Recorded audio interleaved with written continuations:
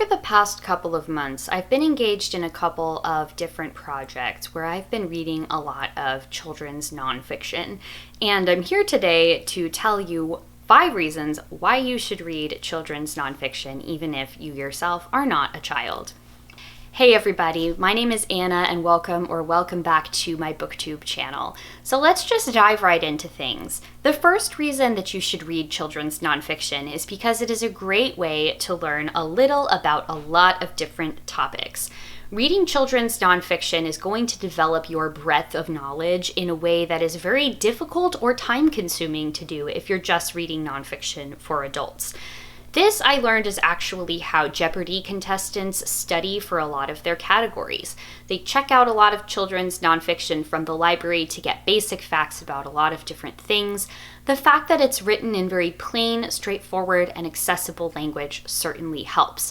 It's actually pretty difficult to write nonfiction with the economy of language that children's authors do, yet somehow they pull it off incredibly. The second reason is that this will refresh and update what you think you know about certain topics. Let me give you an example. I learned recently that what I called a brontosaurus as a child is no longer an actual dinosaur species.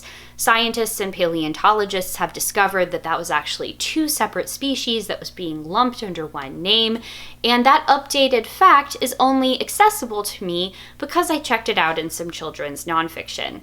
Unfortunately, there are not too many people writing books with the most current updated cool dinosaur facts for an adult audience, but there are plenty who are doing so for children. The third reason is that reading children's nonfiction will develop your ability to interpret visual cues as well as the written word. The illustrations that you find in children's nonfiction are not just supplementary to the text. They're providing complex, abstract information to be interpreted complementary to the text, whether this is through color, body language, and action, or things like charts and other visualizations of data that you'll find in those visual aids. The fourth reason is that well-researched nonfiction will point you to where you can learn more. I'm working on a project for another video right now about disability in children's literature. The best children's nonfiction books that I have read for this project have their citations and research included in the back. As I mentioned in the first point, the economy of language in children's nonfiction can be a lot more approachable than in nonfiction written for adults. So it can be a great starting off point if you read that nonfiction and then go to the works cited or the bibliography in the back.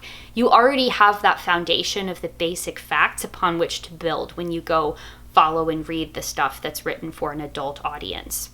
And finally, reading children's nonfiction will give you something to talk about with the kids in your life. According to the recent United Nations data, this is current as of 2023, about 2.5 billion of the world's population are children classified as under 18. That's 25%. And whether you have children of your own or whether the kids in your life are not related to you, nieces, nephews, or just the little kid behind you in the grocery store checkout line that is sharing their dinosaur facts with you, this will make you better at discussing things that are interesting and that matter with that 25% of the world's population. And with that, I hope that you make your way to the library, your favorite indie bookstore, or wherever it is you like to shop for books. Pick out some children's nonfiction. You may be surprised by how much you learn, how much you enjoy it, and what you'll get out of your next conversation with a young reader.